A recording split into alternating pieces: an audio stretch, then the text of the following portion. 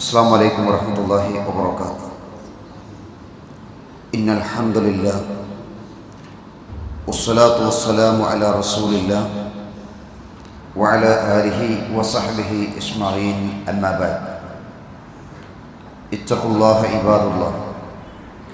أعوذ بالله من الشيطان الرجيم. بسم الله الرحمن الرحيم. يا أيها الذين آمنوا اتقوا الله حق تقاته ولا تموتن إلا وأنتم مسلمون.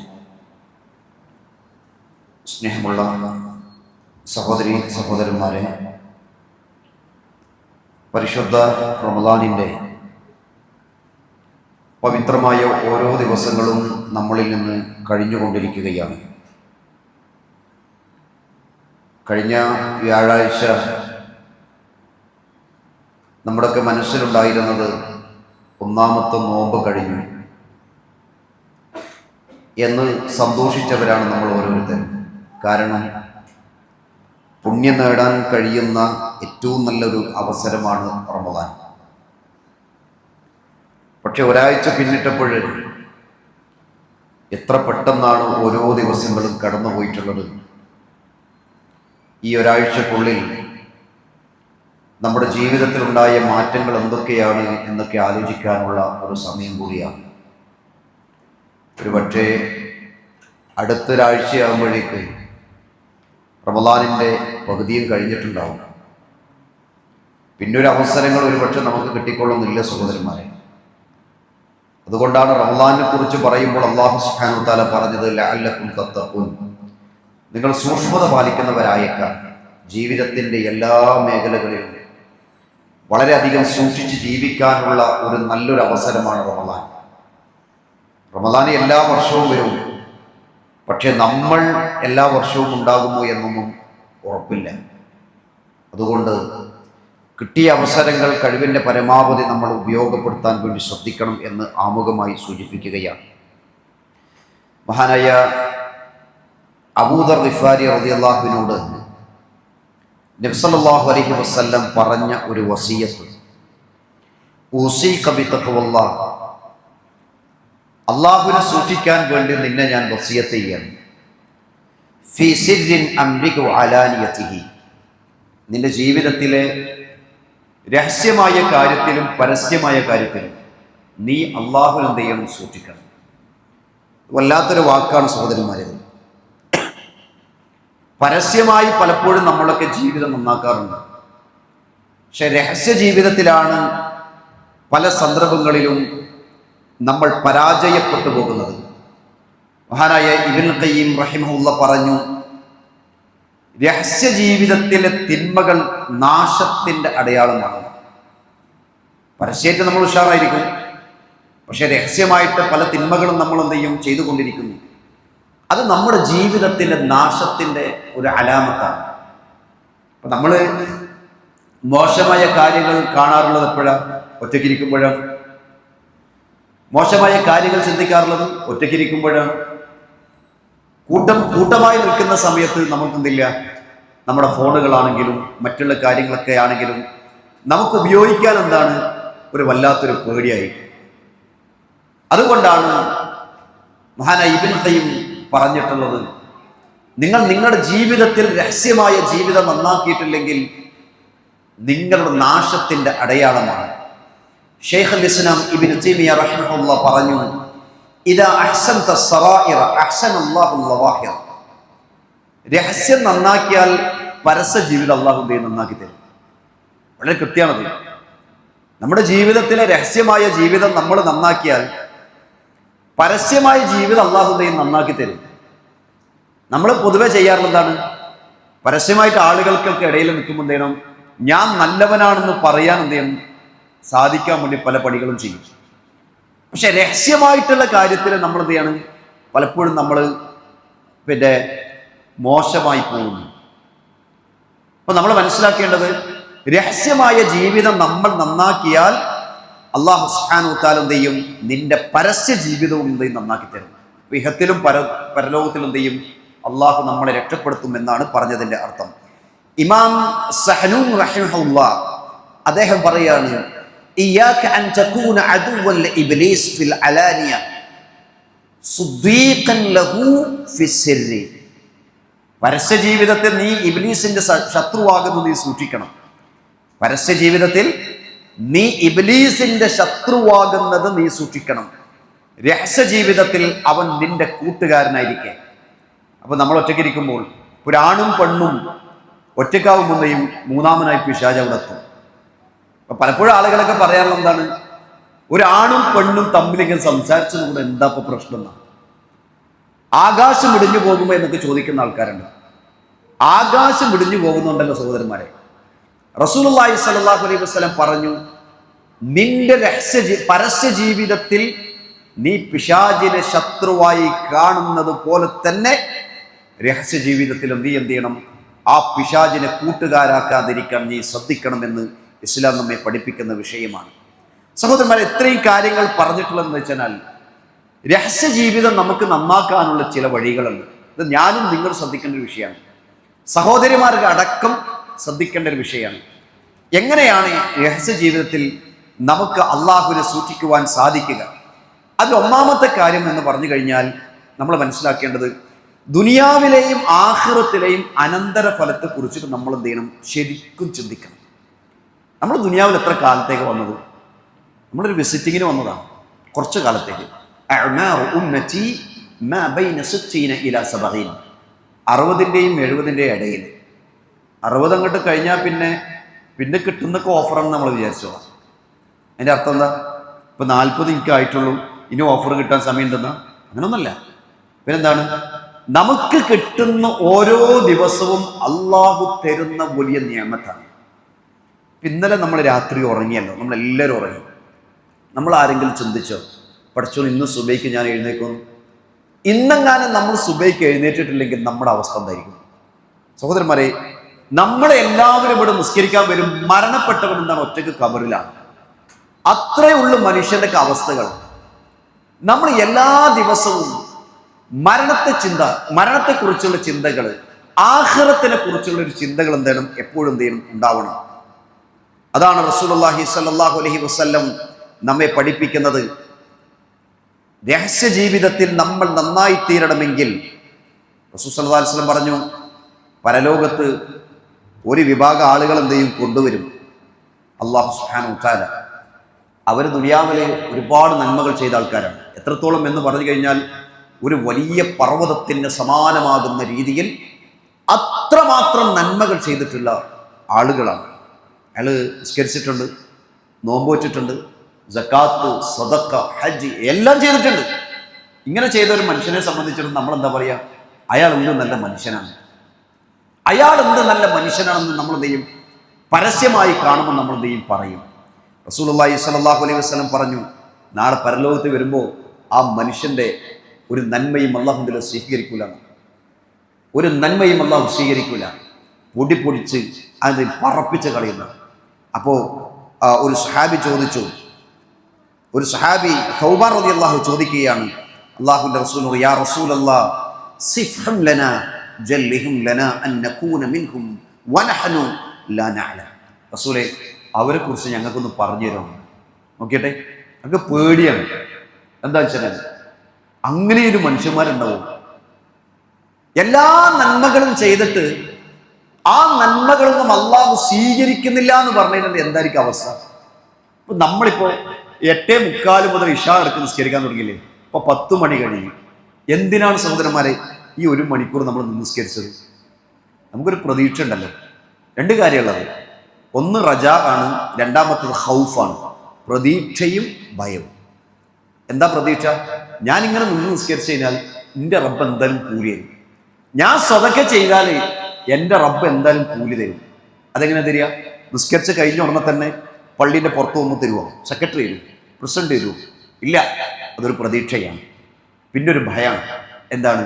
ഞാൻ നിസ്കരിച്ച നിസ്കാരം കൊണ്ട് എനിക്കെന്ത് ചെയ്യണം? പരലോകത്ത് രക്ഷപ്പെടാൻ കഴിയണം. അവിടെയാണ് യഥാർത്ഥമായ ലോകം, അല്ലേ? ഇനി ചിന്തിച്ചു നോക്കിയട്ടെ, ഇത്രയും നേരം നമ്മൾ നിന്നിട്ട് സഹോദരന്മാരെ അതെങ്ങാനും അല്ലാഹു സ്വീകരിക്കുന്നില്ലെങ്കിൽ നമ്മുടെ അവസ്ഥ എന്തായിരിക്കും? രാവിലെ മുതൽ ഭക്ഷണവും എല്ലാ സാധനങ്ങളും മുമ്പിലുണ്ടായിട്ടും എല്ലാ സൗകര്യങ്ങളും ഉണ്ടായിട്ടും ഭക്ഷണം പോലും കഴിക്കാതെ രാവിലെ മുതൽ വൈകുന്നേരം വരെ മഗ്രിബ് ബാങ്ക് കൊടുക്കുന്നത് വരെ നമ്മൾ കാത്തിരുന്ന് പട്ടിണി കിടന്നിട്ടേ നാളെ അല്ലാഹു സുബ്ഹാനഹു വ തആല അത് സ്വീകരിക്കുന്നില്ലെങ്കിൽ ആ മനുഷ്യൻ്റെ അവസ്ഥ എന്താണ്? നമ്മൾ അള്ളാഹു കാത്തുരക്ഷിക്കുമാറാകട്ടെ.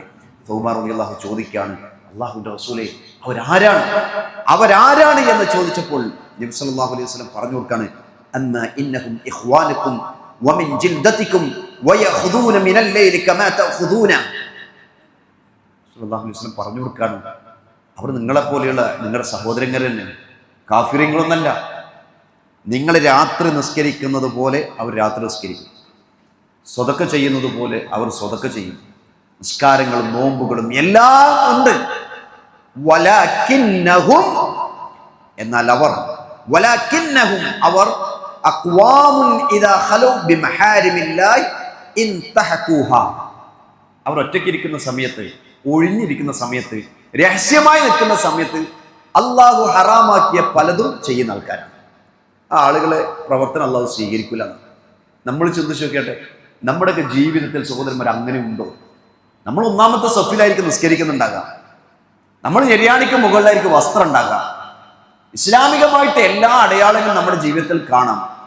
എന്നിട്ട് നമ്മൾ ഒറ്റയ്ക്കിരിക്കുന്ന സമയത്ത്, ഒറ്റക്കാകുന്ന സമയത്ത് മോശമായ ഫിലിമുകൾ അല്ലെങ്കിൽ വീഡിയോകൾ മറ്റും കണ്ടുകൊണ്ട് അള്ളാഹുവിനെ മറക്കുകയാണെങ്കിൽ നമ്മുടെ നമസ്കാരങ്ങൾ കൊണ്ട് എന്ത് കാര്യങ്ങളാണ് ഉണ്ടായിത്തീരുക എന്നും കൂടി സഹോദരന്മാരെ നമ്മൾ മനസ്സിലാക്കേണ്ട ഒരു വിഷയമാണ്. അതുകൊണ്ടാണ് ഒന്നാമതായി നമ്മൾ ചിന്തിക്കേണ്ടത് ആഖിറത്തിനെ കുറിച്ചുള്ള ഒരു ചിന്ത എന്തെങ്കിലും എപ്പോഴും ഉണ്ടാവണം.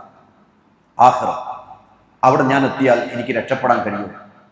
അവിടെ എന്ന് വെച്ച് കഴിഞ്ഞാൽ നമ്മൾ കുറച്ചു കാലത്തേക്ക് പോകുന്നില്ലല്ലോ. അപ്പം നമ്മളിപ്പോൾ ഒരു എവിടെയെങ്കിലും ഗൾഫിലൊക്കെ പോയി കഴിഞ്ഞാൽ യാത്ര പറയുമ്പോൾ പറയുന്നതാണ്, ഇൻഷാ അല്ലാഹ് 1 കൊല്ലത്തിന് ശേഷം വരും, അല്ലെങ്കിൽ 2 മാസം 3 മാസത്തിന് ശേഷം വരും എന്നൊക്കെ പറയും. അത് താൽക്കാലികമാണ്. ഇത് ദുനിയാവിൽ നിന്ന് വിട പറഞ്ഞു പോകുന്നത് താൽക്കാലികമല്ല. ഇനി പിന്നെ അവിടെ മരണമില്ല. ഇന്ന് നമ്മൾ നിസ്കാരത്തിൽ ഓതിയ ആയത്തുകളുണ്ട് സഹോദരന്മാരെ, അവിടെ മരണമില്ല, അവിടെ ജീവിതം. ആ ജീവിതത്തിൽ എന്താണ്? നന്മ ചെയ്ത ആളുകൾക്ക് സ്വർഗമുണ്ട്. ആ സ്വർഗം കിട്ടിക്കഴിഞ്ഞാൽ 10-60 കൊല്ലമല്ല, 10,000 കൊല്ലമല്ല, ജീവിതകാലം മുഴുവൻ അവരെങ്ങനെയായിരിക്കും അവിടെ? അവർ യുവാക്കളെപ്പോലെ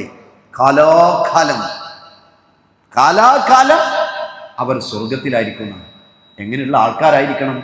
അല്ലാഹു സുബ്ഹാനഹു വ തആല നന്മകൾ സ്വീകരിക്കപ്പെടുന്നതായിരിക്കണം. അത്തരം ആ കൂട്ടത്തിൽ അള്ളാഹു നമ്മൾ ഉൾപ്പെടുത്തി അനുഗ്രഹിക്കുമാറാകട്ടെ. രണ്ടാമത്തെ വിഷയം എന്ന് വെച്ചാൽ രഹസ്യ ജീവിതത്തിൽ നമ്മൾ നന്നാക്കാൻ വേണ്ടി രണ്ടാമത് മനസ്സിലാക്കിയെന്ന് വെച്ചാൽ അള്ളാഹുവിനെ കൃത്യമായിട്ട് നമ്മൾ മനസ്സിലാക്കണം. അള്ളാഹുവിൻ്റെ നാമഗുണ വിശേഷണങ്ങൾ. അള്ളാഹു ഒരുപാട് പേരുകളുണ്ട്. ഇപ്പോൾ 2 പേര് മാത്രം ഞാൻ പറയാം. ഓരോ പേരുകളും നമ്മൾ എടുത്തെടുത്ത് പറഞ്ഞ് പഠിക്കേണ്ട പേരുകളാണ്. സമീഅ, ബസീർ, കേൾക്കുന്നവനും അറിയുന്നവനും. ഇതൊക്കെ നമ്മൾ ഖുർആനിൽ ഒരുപാട് പ്രാവശ്യം ഓതിയതാണ്, മനസ്സിലാക്കിയതാണ്. എന്നിട്ടും എന്താണ്? എല്ലാം കേൾക്കുന്നവനാണ്, എല്ലാം അറിയുന്നവനാണ്. ഈ ഒരൊറ്റ ചിന്ത നമ്മൾ ഉണ്ടെങ്കിൽ നമുക്ക് തിന്മ ചെയ്യാനുള്ള ഒരു മനസ്സ് നമുക്കുണ്ടാവില്ല. തിന്മ ചെയ്യണം എന്നൊരാഗ്രഹം ഉണ്ടാകുമ്പോൾ നമുക്കൊരു വല്ലാത്തൊരു പേടി ഉണ്ടാവും. എൻ്റെ റബ്ബ് കാണുമല്ലോ.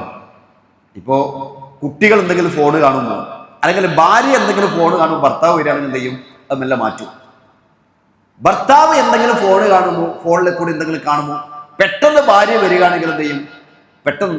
ഭർത്താവ് ഫോണ് മാറ്റും. എന്താ കാണുന്നത്? ഞാനൊന്നും കാണുന്നത്, ഞാനിതാ കാണുന്നു.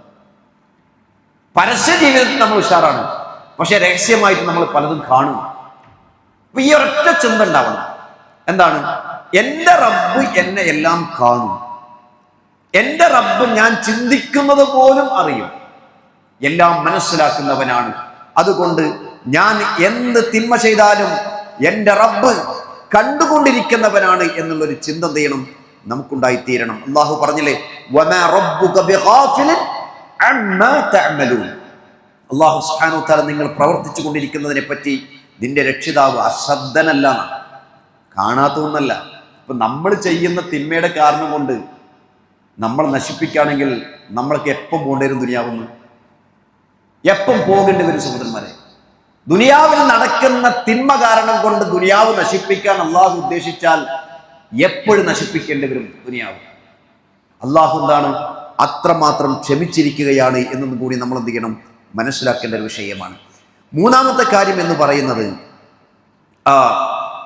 നിരന്തരമായിട്ട് മരണചിന്തയും മോശമായ പര്യവസാനത്തെ കുറിച്ചുള്ള ചിന്ത ഉണ്ടാവണം. എപ്പോഴും ഞാൻ മരിക്കും. ഞാൻ നേരത്തെ പറഞ്ഞല്ലോ, രാത്രി ഉറങ്ങാൻ കിടക്കുന്ന സമയത്ത് പോലും നമ്മുടെ മനസ്സിലുണ്ടാവേണ്ടത് ഞാൻ രാവിലെ ഒരു പക്ഷേ എഴുന്നേറ്റണമെന്നില്ല. പക്ഷെ നമുക്കങ്ങനെ ചിന്തിക്കാൻ നേരില്ലല്ലോ. നമ്മൾ മൊബൈലും കണ്ടിരിക്കുകയാണ്. മൊബൈലും കണ്ടിട്ട് എങ്ങാനും 200 MB എങ്ങാനും തീരാൻ ബാക്കിയുണ്ടെങ്കിൽ നമുക്ക് ടെൻഷനാണ്. 200 ബാക്കിയുണ്ടെന്ന് പറയും. കാരണം എന്താ, പഠിച്ചോ നാളെ ചോദിക്കുമല്ലോ 200 ബാക്കിയാക്കിയിട്ടാ വന്ന്, അങ്ങനെ ഒരു പേടി. അത് തീർത്താലേ ഒരു സമാധാനം ഉണ്ടാകും. എത്ര മണിക്കാണ് പലരും ഉറങ്ങാറുള്ളത്? റമളാന്റെ സമയത്തല്ല, റമളാൻ കഴിഞ്ഞാലും റമളാന്റെ മുമ്പൊക്കെ 12ഉം 1 മണിക്കും ഉറങ്ങുന്ന എത്രയോ ആളുകളുണ്ട്. ആ സമയം വരെ എന്താ പണി? തഹജ്ജുദ് നിസ്കരിക്കലാണോ? അല്ല, രാത്രി നിസ്കാരങ്ങളൊന്നല്ല. നമ്മുടെ മൊബൈലുകൾ ഉപയോഗിച്ചുകൊണ്ട് പലതും കണ്ട്, റീൽസുകളും ഷോർട്സുകളും എല്ലാം കണ്ട് നമ്മൾ സമയം നഷ്ടപ്പെടുത്തുന്നവരില്ലേ സഹോദരന്മാരെ? മാറണം ഈ റമളാനോട് കൂടി നമ്മൾ ഓരോരുത്തരും.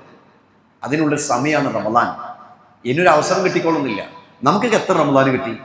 ഒരു 40 വയസ്സുള്ള ഒരാളെ സംബന്ധിച്ചിടത്തോളം അവന്റെ ഓർമ്മ വെച്ച നാൾ മുതൽ ഒരു 30 നോമ്പെങ്കിലും, 10 വയസ്സ് പോട്ടെ, 30 നോമ്പെങ്കിൽ നമുക്ക് ഓർമ്മയില്ലേ? 30 കൊല്ലത്തെ നോമ്പ്.